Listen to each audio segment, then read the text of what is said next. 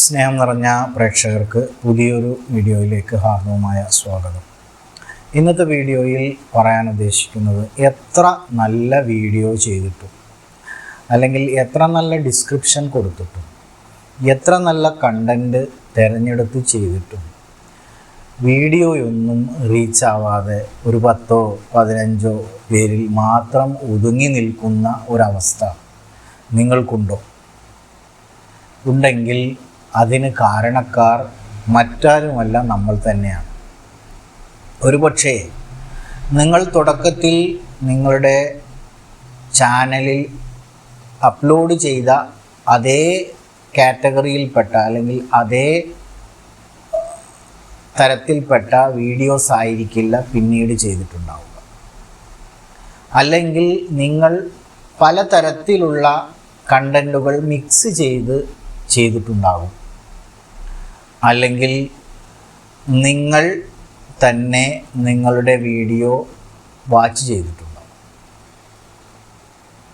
ഈ 2-3 കാരണങ്ങളാണ് നിങ്ങളുടെ വീഡിയോ ആരിലേക്കും സജസ്റ്റ് ചെയ്യപ്പെടാതെ അങ്ങനെ മങ്ങി നിൽക്കുന്നതിന് കാരണം.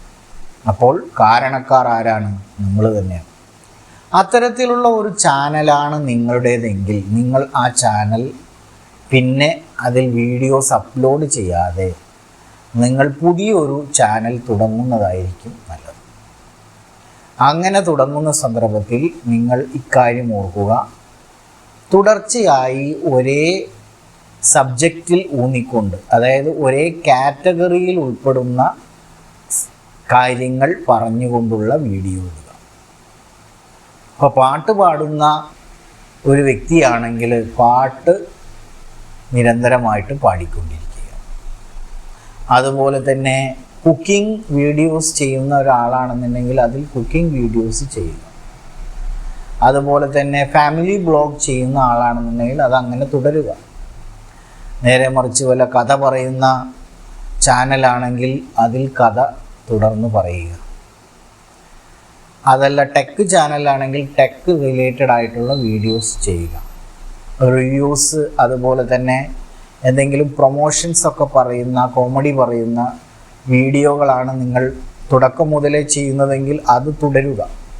അല്ലാതെ മാറി മാറി വീഡിയോസ് ഇട്ട് കഴിഞ്ഞാൽ ഒരുപക്ഷെ അത് നിങ്ങളുടെ ചാനലിന് ഒരിക്കലും ഗുണം ചെയ്യുകയില്ല എന്നോർക്കുക. നേരെ മറിച്ച് ഒരുപാട് വീഡിയോസൊക്കെ ചെയ്തു ചാനലിൽ ഒരുപാട് പ്രേക്ഷകരൊക്കെ ഉണ്ടായി, നിങ്ങൾക്ക് അത്യാവശ്യം വ്യൂസൊക്കെ കിട്ടിക്കൊണ്ടിരിക്കുന്ന ഒരു ചാനലാണ് എങ്കിൽ അതിൽ എന്തിട്ടാലും ചിലപ്പോൾ കുറച്ച് വ്യൂസ് കിട്ടിയേക്കാം. നേരെ മറിച്ച് കുറഞ്ഞ സബ്സ്ക്രൈബേഴ്സുള്ള ചാനലുകൾ ഇക്കാര്യം പ്രത്യേകം ശ്രദ്ധിക്കുക. ശ്രദ്ധിച്ചാൽ നിങ്ങളുടെ ചാനലിന് ഗുണം തന്നെയാണ്. അപ്പോൾ ഒരിക്കൽ കൂടി ഓർക്കുക: നിങ്ങളുടെ ചാനലിൽ വീഡിയോസ് അപ്ലോഡ് ചെയ്ത് ഏത് തരത്തിൽ നല്ല നല്ല വീഡിയോസ് അപ്ലോഡ് ചെയ്തിട്ടും എത്ര നല്ല ഡിസ്ക്രിപ്ഷൻ ഇട്ടിട്ടും എത്ര നല്ല തംബ്നെയിൽ കൊടുത്തിട്ടും വ്യൂസ് വരാത്തതിൻ്റെ കാരണം നിങ്ങളുടെ അടിത്തറ ശരിയല്ല എന്നുള്ളതാണ്. അടിത്തറ നന്നാക്കിയാൽ മാത്രമേ വളരെ സ്ട്രോങ് ആയിട്ടുള്ള ഒരു കെട്ടിടം പണിയാൻ സാധിക്കുകയുള്ളൂ. അത് യൂട്യൂബിൻ്റെ കാര്യത്തിലും ശരി തന്നെയാണ്. അപ്പോൾ നിങ്ങൾ ശ്രദ്ധിക്കേണ്ടത്, ഞാനടക്കമുള്ള ആളുകൾ ശ്രദ്ധിക്കേണ്ടത് എന്താണെന്ന് വെച്ചാൽ, നമ്മളൊരു സബ്ജക്റ്റിൽ ഊന്നിക്കൊണ്ട് അല്ലെങ്കിൽ ഒരു കാറ്റഗറിയിൽ ഊന്നിക്കൊണ്ടായിരിക്കണം വീഡിയോസ് തുടർന്ന് ചെയ്യേണ്ടത്. അല്ലാത്ത പക്ഷം വീഡിയോസിന് വേണ്ടത്ര, നമ്മൾ ഉദ്ദേശിക്കുന്ന അത്ര ഒരു റീച്ചോ വ്യൂസോ ലൈക്കോ ഒന്നും കിട്ടില്ല. നമ്മുടെ കുഴപ്പമല്ല യഥാർത്ഥത്തിൽ ആ സെർച്ച് എൻജിൻ ആ വീഡിയോ മറ്റുള്ളവരിലേക്ക് സജസ്റ്റ് ചെയ്യുന്നില്ല എന്നുള്ളതാണ് കാരണം.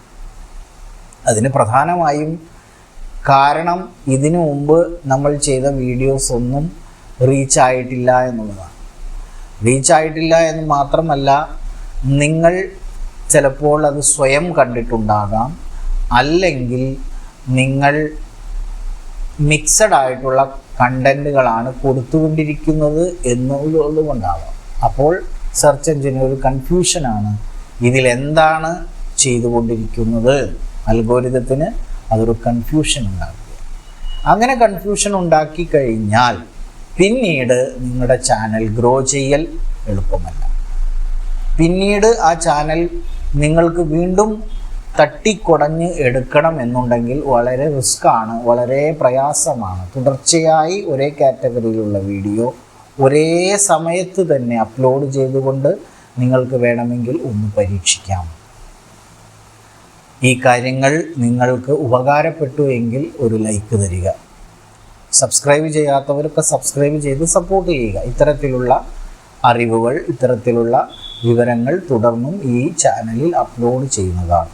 നിങ്ങൾക്കെല്ലാവർക്കും വീഡിയോ കണ്ടതിന് നന്ദി രേഖപ്പെടുത്തിക്കൊണ്ട് നിർത്തുന്നു. Thank you for watching. Have A wonderful day.